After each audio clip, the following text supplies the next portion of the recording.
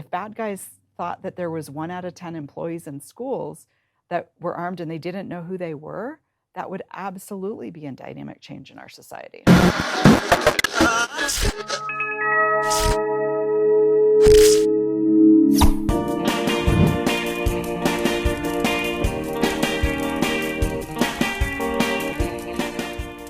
7 years ago, this wonderful woman brought up an idea to help kids be safe in schools. It sounded crazy to a lot of people. Now it's becoming the norm. Laura Carno from Faster, Colorado. Hello. Congratulations. Thank you. Hello again. All right, so the idea for many people seemed insane. Look, you're going to solve gun violence by bringing more guns to school. Well, and it's about stopping gun violence by making sure that the place where our children go to school, where our teachers and other staff work, isn't, they're not sitting ducks. It's not a gun-free zone where bad guys know that there is not likely to be any armed resistance. It is a gun-free Right. zone. It is a law. I see the signs. It has a gun with a slash through it. There are gun-free zones, but your goal is to put more guns in there, and a lot of people find it just abhorrent. Yeah, and so let me say it this way. Parents and schools have a goal to make sure that children are safe in school.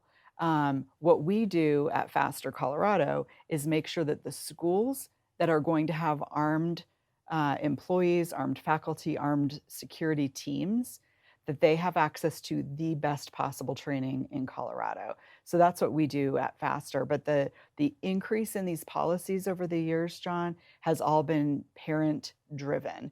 It's the parent's job to make sure that the school keeps their kids safe. And so yes, I go around the state and to some extent, outside of the state speaking about this.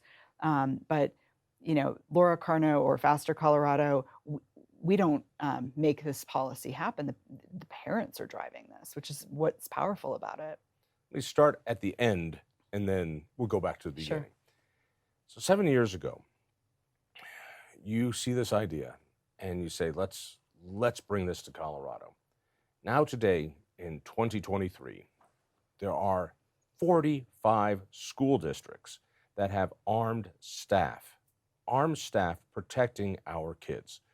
And I will guarantee you in the next 5 years, it will become the norm. Why? Because it is the only effective, cost-affordable way to protect our kids. We cannot have cops in every school. We cannot have police officers or SROs, school resource officers. It's unaffordable, it's unattainable as a deterrent. And so major school districts are considering this, looking at this. And because of the work you've done, it has come from this idea like, what? To being ridiculed, to being looked at, to something now that if school districts don't consider it and don't do it, should the worst happen, it will be their liability. And school districts are going to be looking at this going, wait a second, if we don't train our people to the level of police officers, and if those people are willing to do so, we'll be held liable for not protecting our kids. Yeah, we get a lot of questions about the Claire Davis Act. And Claire Davis was the high school student who lost her life in the Arapahoe High School shooting. And after she lost her life there, the parents went to the school and said, we would like to know about this killer. What did you know? When did you know it? What were you doing? All that kind of stuff. And the school wouldn't release the information. So the Davises went to the legislature and said, this isn't right. And so there was this end of session bipartisan leadership bill, meaning the president of the Senate, the speaker of the House here in Denver, said, this is so important. We are doing this bill together. So now with the Claire Davis Act on the books, it says that schools need to do I'm going to botch this language probably, but it's along the lines of everything reasonable to make sure that kids are safe. And it has disclosure requirements that they have to talk to the parents about this. They have to, when something happens, they have to disclose the information.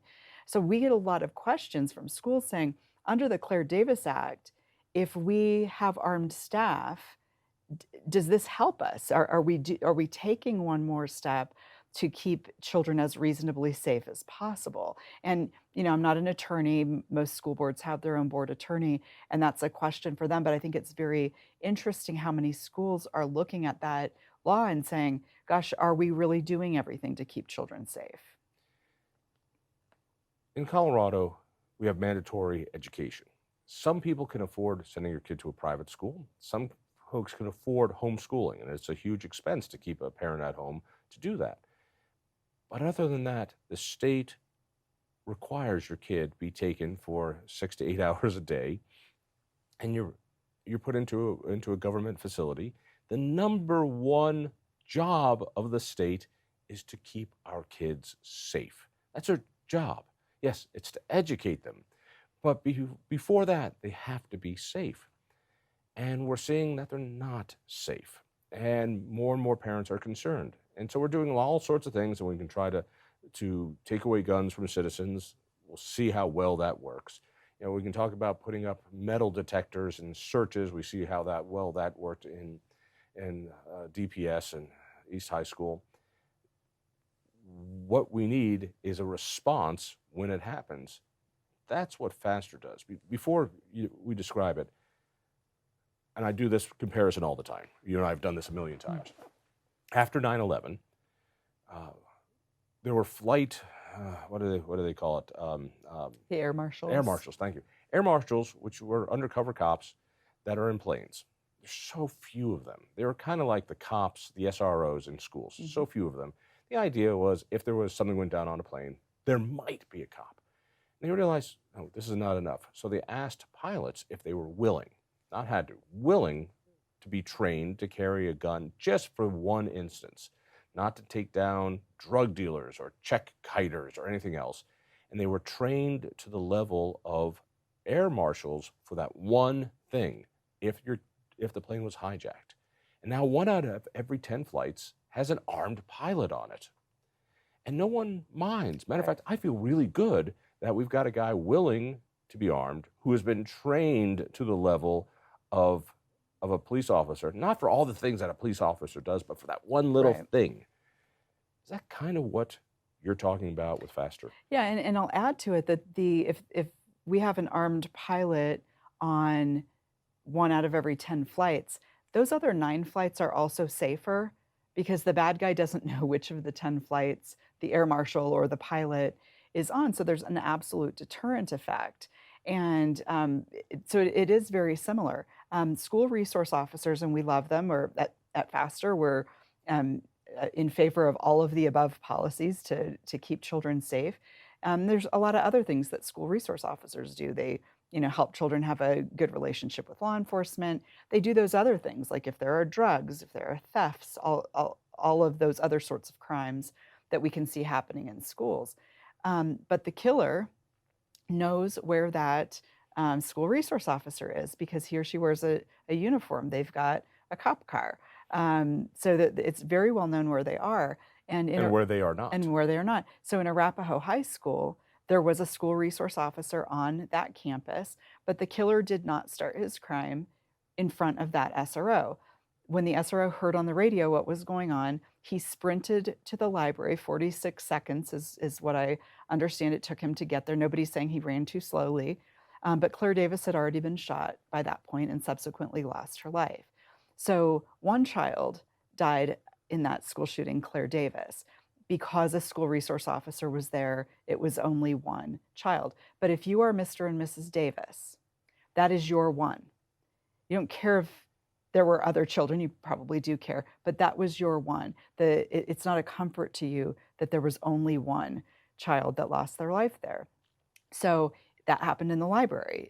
If that school had had an armed staff program and that librarian had been concealed carry, part of an armed security team, that person potentially could have saved her life, may or may not have, but that's the only person who had the potential to save Claire Davis's life because nobody would have known that librarian was armed. So it's that sort of undercover notion of it, that concealed carry notion of it that provides that deterrent. If bad guys thought that there was 1 out of 10 employees in schools that were armed and they didn't know who they were, that would absolutely be a dynamic change in our society. The other part of this is so many of those schools have the sign that says no guns, gun-free zone. A lot of the schools where you have trained, a lot of them put up a sign that says our children are protected by armed staff. Correct. You don't know which armed staff, but the armed staff. That sends out a really different signal. And I've got to imagine a shooter is very discouraged from going into a school like that. Yeah, and what we've seen over the last 7 years is more schools are willing to put those signs up.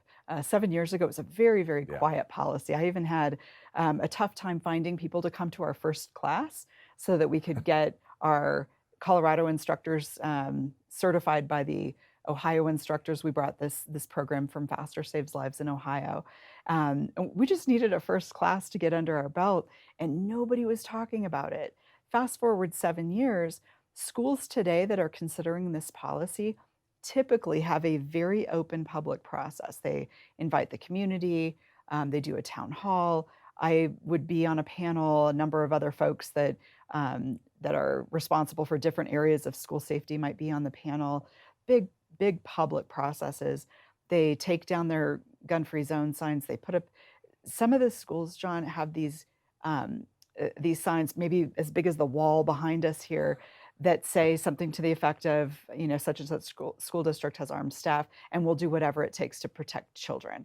And a lot of our schools that have been through FASTER will report back to us when they come to next year's class and say, oh, yeah, some so-and-so stopped by and said, what does that mean and who's actually armed here? They've subsequently introduced the guy to the sheriff's department because don't come around to school asking about school security. But that's been a super interesting thing to watch, is how much more open schools are to talk about this. For the sake of time, let me do what you and I have done a few times. I'm going to tell you why this is a stupid idea. Yes, you are. It's why a dangerous idea. Yes, you are. Which is, one, teachers shouldn't be forced to carry guns. That is insane. Okay, we'll do lightning round on this. Lightning round. We have never, ever heard anywhere across the country that any school wishes to force anybody to carry a firearm. Patently false. It's a red herring. You're not telling anybody they have to carry a gun? No.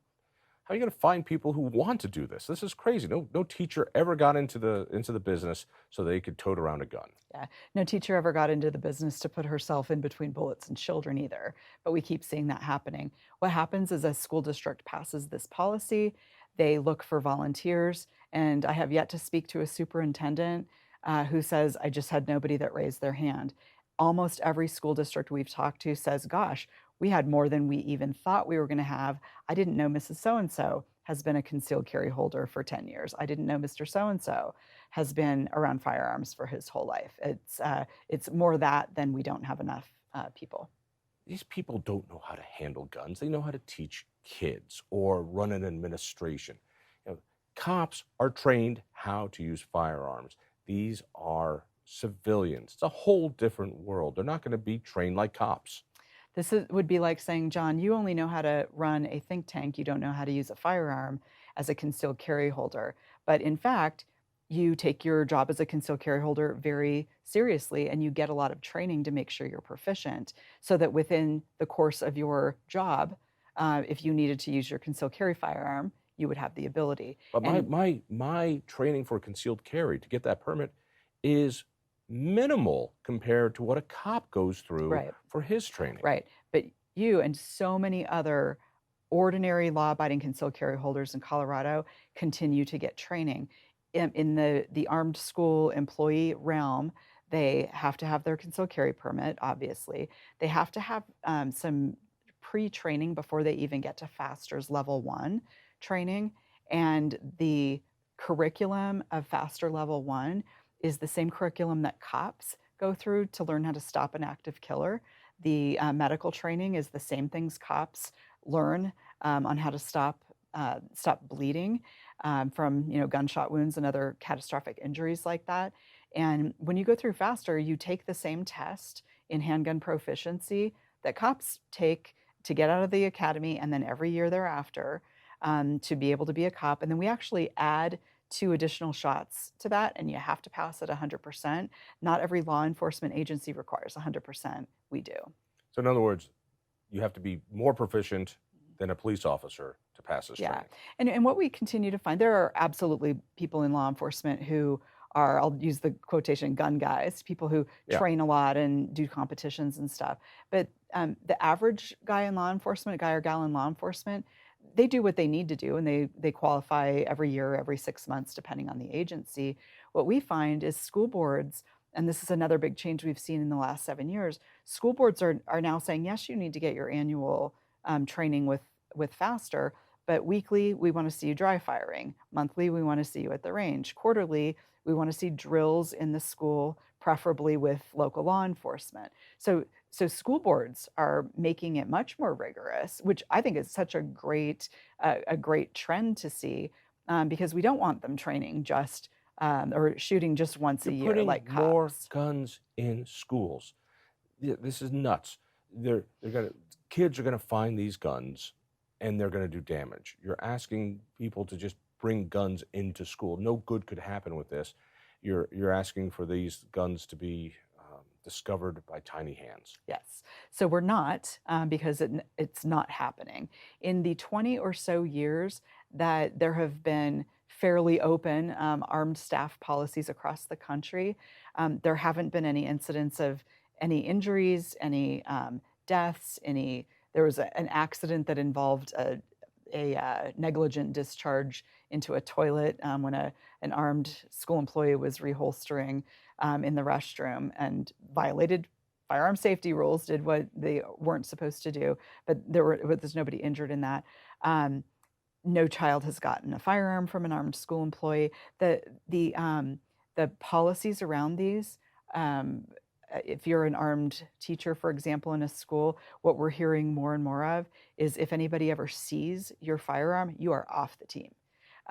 There are very stringent policies around this. What we do know keeps happening, though, John, is bad guys intent on killing innocent people continue to come onto our school campuses across the country, executing children, executing school employees, and causing all kinds of carnage. We know that keeps happening. The other stuff, somebody's going to find a teacher's gun, whatever, those aren't happening. How quickly does a shooting happen? I think this is what people don't quite get. You've often said when seconds count, police are only minutes away. Right. This happens fast, which means in order to stop a shooting, we have this thing of run and hide. All right, that's great, but the shooter is coming to find you, and if it takes 5 minutes for the police to come and try to find him, what's the average time of a school shooting? Yeah. So Coventry Christian, which was in the spring of this year, 6 people died. It took, and this is Nashville Metro PD, it took them 12 minutes to get there. Once they got there, they got after it. It was done pretty quickly. But that killer had a lot of time in there. You look at STEM school, you and I are both good friends with John and Maria Castillo. Kendrick took that fatal blow within seconds, and it was over. Kendrick, your viewers might know, stopped. What a hero. Absolute hero, our own local hero. That could have looked just like Uvalde with 20 plus people in that room dying, but for Kendrick. That's why the STEM school shooting is not considered a mass shooting, but they're over like that. Stop that for a second, just because this young man is Colorado's hero. Without thinking, he rushed the shooter, he and a few others, and it would have been a mass shooting if not for those heroes. And his parents are just two of the bravest people I know who are strong supporters of what you do. But they took action. You have to take out the shooter, but it happens in a flash. Right. And for 12 minutes of carnage, if there is not somebody there to stop it, and the fact is we can't afford to have, 1 out of every 10 classrooms to have a cop in there. Right. It's impossible. Right, exactly. And the only person who could have stopped that shooting right there, besides Kendrick getting up and lunging the shooter, was Miss Harper, the teacher in that room.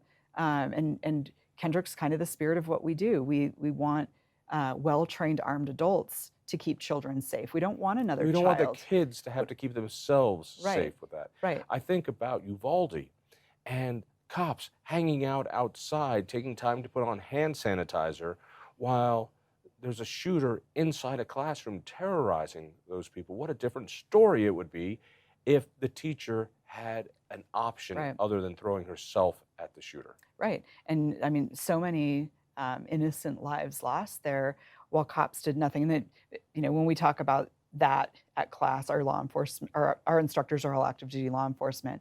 You want to see a bunch of angry guys talk about something, it's Yeah. that. But yeah, that somebody has to be there at the point of attack to stop the killing, because even if there's a cop in the parking lot who hears the shots and runs toward the sound of gunfire, somebody has at least been shot, potentially lost their lives, to have created that sound of gunfire before that cop can get there. We need people peppered throughout the school. People don't know are armed. And absolutely, there should be very high training standards, and there are. I'm not an advocate for what they do in Utah, where I refer to it as don't ask, don't tell. If you have a concealed carry permit, you can be armed on campus. What they've had difficulty with in Utah is there's no requirement to train, no school board requirement or anything like that to train, so they don't train together. So if something happened, it's a huge deterrent effect for sure. But if something happened, There's I'd want not a to, coordinated effort right, of and training together. So it happens in Miss Jones' class and Mr. Smith runs in, they haven't coordinated how to have, potentially they haven't. There's not a right. requirement to. Gun people are good and like to train, so Yeah. there could be some coordination there, but it does have a different But feel under from what we do FASTER, here. you train so that if there's a shooting, a school knows what to do. Right. You do this, I do that. Right. You call, I do this. You hold down. And then after the shooting, just as importantly, here's how we stop the bleeding until help arrives. Right. You brought this to Independence Institute, and we're a think tank, all right? But we do something different. We incubate these ideas. And you said, we need to do this. And we said, okay, let's do this. And like so many things we incubate, we had no idea what this entailed. Right. It just said, there are kids dying. There's a void that needs to be filled. People will ridicule us. Well, that's what we do. We love to be ridiculed. That is our sweet spot. This could not have happened if you did not have the courage and the professionalism to pull it off. When you came here, what was the biggest challenge in getting this project off the ground through Independence? It's really about raising money, because you like any business, you have to have some investment. And I was proposing, we're going to put on a class, we're going to pay people to be instructors. We needed to cover some expenses for the Ohio folks to come out. I really wanted to be able to use the They had a FASTER similar name. program, and you used that as a framework. I use that as a framework, and they're called FASTER Saves Lives out in Ohio. And I By really the way, we never said what FASTER stood for. yeah, and so I'll say why I like it first, and I'll Yeah. tell you what it means, and you don't have to remember it. But I like the thought that the faster we stop the killing and the faster we stop the bleeding, the fewer people die. So I love the name, but it stands for Faculty Administrator Safety Training and Emergency Response. And some friends in Ohio started this right after Sandy Hook, and they said, even if we get one person in our class to protect children in one classroom, it'll be worth it. They had 25 spots in that first class. They had 2,500 applicants that first year, right after Sandy Hook. So we needed to raise money to get this first class under our belt. And way back then, people were like, "You're going to do what?" So it was very helpful to partner with Independence Institute on this, because I didn't have to put my own personal credit card on the line that first year to get this going. From then, there was a whole bunch of word of mouth in the school community. Lots of rural schools know they play basketball against the neighboring rural school and talk about these things. And we started, it was much easier to get schools from that standpoint. And then, it's been a lot of different things that we've tried to raise money over the years, including raffles. let's go ahead and mention the raffle that's coming up. Sure. This is one of the fun things we do. I know it's a lot of headache for you to run a raffle, but as a think tank incubating this idea, we've had to raise money. II's put in money. You've put in talent. We have an organization, a 501c3, that we've been able to do this under the umbrella of. And who gets to raffle off guns? Right. What do you do today? We're raffling off a gun. And we've been doing this for years, and we don't raise tons of money, Right. but we get it. And you had this great idea of meat is expensive. We've got somebody who wants to help give us a side of beef. So you decided to label this raffle the Meat and Heat raffle. Yeah. So that's true. We have half a steer fully processed. It's actually a retired superintendent who's been with our program since nearly the beginning, also a cattle rancher. He donated a side of beef. We have a gun from Shadow Systems. It's a concealed carry firearm, some ammo, and the ability to come to a faster class. people want a raffle ticket. Where do they go? Go to fastercolorado.org and you'll click on buy your raffle tickets right there. What has been so fabulous for me is this has been a project of independence, and it was incubated at Independence, and it grew and it grew and it grew to a point now, as we've done with some of our other projects, that it needed to grow out of the house. It needed to go out of the nest.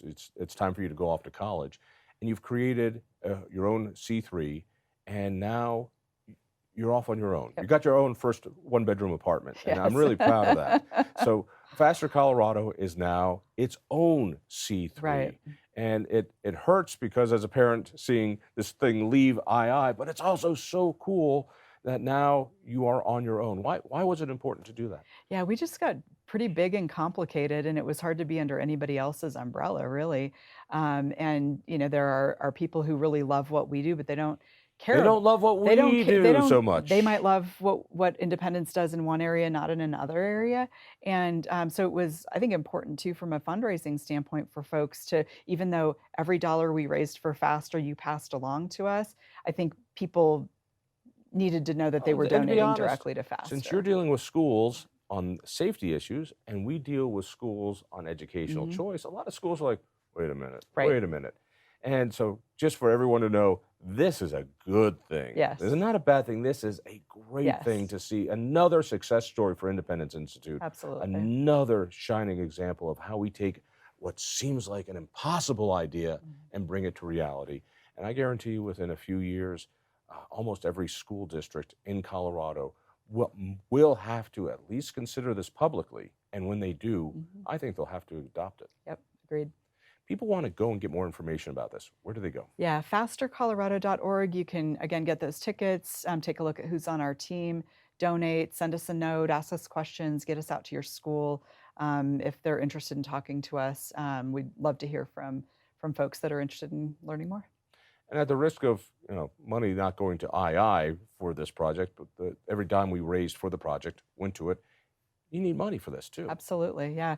And we're doing this final raffle together, and that money will all go to Faster. But yeah, if people can sponsor a teacher, sponsor a school, Does it cost how much to put a teacher through this program? For level one, it's $1,000. That's which is still a ridiculously low price. It's a very we're a tax exempt nonprofit organization priced. And you are personally becoming very wealthy on this. Yeah, we hope to be able to pay people at some point in the future, but we're not there today. But it's like a restart up, and we're fine with that. We knew what we were Most getting importantly, into. you're saving lives. And you won't know how many lives you saved by deterring this. That's the wonderful and frustrating part. And hopefully, people you train will never have to pull a gun out of a holster. That's the beautiful part. I think what you do is just a shining example of what Independence Institute does best. And it could not happen without your charisma and your talents and your passion.